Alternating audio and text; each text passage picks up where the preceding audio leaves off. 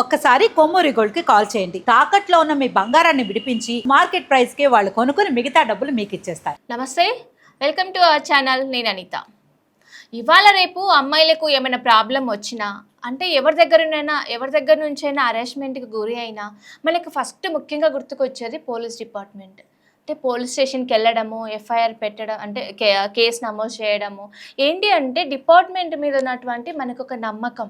So మనకి ఏదైనా అయినా కూడా డిపార్ట్మెంట్ మన వెనకల ఉంది, మనకు సపోర్ట్ చేస్తుంది అని చెప్పేసి ఒక ధైర్యం ఉంటుంది. సో దేశంలోనే Telangana police department the best అనే ఒక ప్రశంసలు కూడా దక్కుతుంటాయి. మరొక వైపు కొద్ది మంది పోలీస్ వాళ్ళు డిపార్ట్మెంట్ పరువును బజారుకి ఈడుస్తున్నారు. లంచాలతో పాటు స్టేషన్లకు వచ్చే మహిళలతో అనైతిక సంబంధాలు ఏర్పరచుకొని పోలీస్ శాఖకు మచ్చ తెస్తున్నారు. తాజాగా ఇలాంటి వ్యవహారంతోనే జూబ్లీహిల్స్ ఇన్స్పెక్టర్ అయినటువంటి యు శ్రీనివాసులు రెడ్డిపై సస్పెన్షన్ వేటు పడింది. సిఐ శ్రీనివాసులను సస్పెండ్ చేస్తూ హైదరాబాద్ నగర పోలీస్ కమిషనర్ సజ్జనర్ ఉత్తర్వులు కూడా జారీ చేశారు. జూబ్లీహిల్స్ పోలీస్ స్టేషన్లో బాధ్యతలు చేపట్టిన కేవలం 4 నెలల వ్యవధిలోనే ఆయన సస్పెన్షన్కి గురి కావడం పోలీస్ వర్గాల్లో తీవ్రంగా చర్చనీయాంశమైంది. సస్పెన్షన్కి గల కారణాల్లోకి వెళ్తే పోలీస్ స్టేషన్కి ఫిర్యాదు చేసేందుకు వచ్చినటువంటి ఒక బాధితురాలిని సదర్ ఇన్స్పెక్టర్ శ్రీనివాసులు రెడ్డి నమ్మించి లోబర్చుకున్నాడు.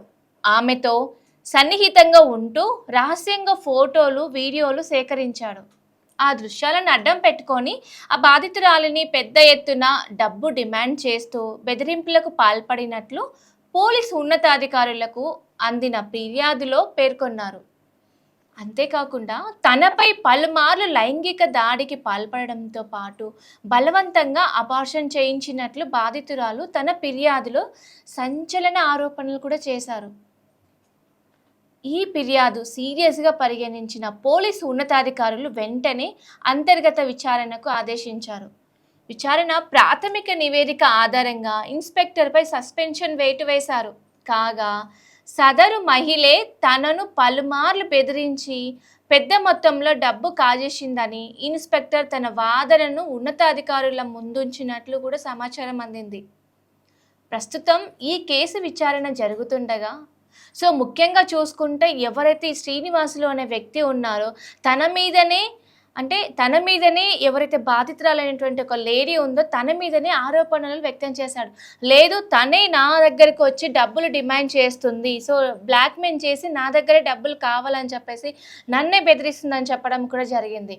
అంటే ఇప్పుడు ఎవరైతే ఈ మహిళ బాధితురాలు ఎవరైతే ఉన్నారో తను పిఎస్కి వెళ్ళి తన మీద కంప్లైంట్ చేయడం వల్ల తనని లొంగబరుచుకొని ఆమెతో ఫిజికల్గా మూవ్ ఆన్ అవ్వడము, ఆ తర్వాత కొన్ని తనకు తెలియకుండానే ఫొటోస్, వీడియోస్ తీసి ఆమెకు పంపించి డబ్బులు డిమాండ్ చేయడం, లేదు అంటే నువ్వు రావాలని చెప్పేసి మాట్లాడడం.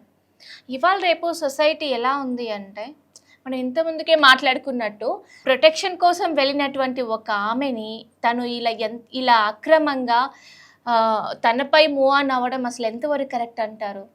ఎందుకంటే కొద్దిమంది పోలీస్ డిపార్ట్మెంట్ మీద ఉన్నటువంటి బాధ్యత చూస్తే కొద్దిమందిని చూస్తే ముచ్చటేస్తుంది. నిజంగా పోలీస్ డిపార్ట్మెంట్ వాళ్ళు చేసినటువంటి చాలా బెస్ట్, వీళ్ళు బాగా చేశారు అని కొంచెం మంచి పేరు ఉంటే ఇలాంటి వాళ్ళ వల్ల కూడా డిపార్ట్మెంట్కి బ్యాడ్ నేమ్ వస్తుంది.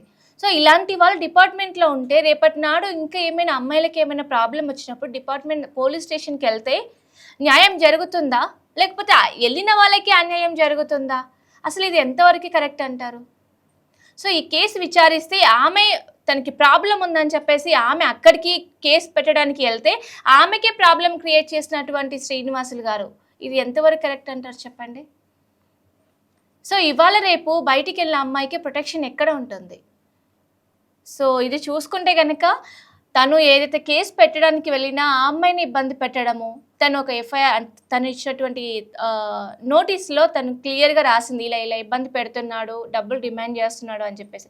కానీ శ్రీనివాసులు తనే డిఫరెంట్గా ఏం చెప్తున్నాడు, లేదు రివర్స్గా ఆమె నా మీద ఆరోపణలు చేస్తుంది, ఫేక్ అలిగేషన్స్ ఇస్తుంది, ఇది ఎంతవరకు కరెక్ట్, నాతో డబ్బులు లాగడానికి తను ఇలా బిహేవ్ చేస్తుంది, తప్పుడు ఆరోపణలు ఇస్తుంది నా మీద అని చెప్పేసి తను చెప్పడం కూడా జరిగింది.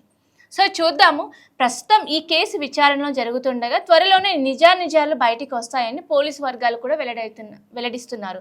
సో చూద్దాం, అంటే తను చెప్పిన వర్షన్ కరెక్టా, లేకపోతే తను ఎవరైతే శ్రీనివాసులు ఉన్నారో తను చెప్పిన వర్షన్ కరెక్టా, అసలు ఏది కరెక్టు, ఎవరిని నమ్మాలి ఏంటి అనేది నెక్స్ట్ వీడియోలో కూడా చూసుకుందాము.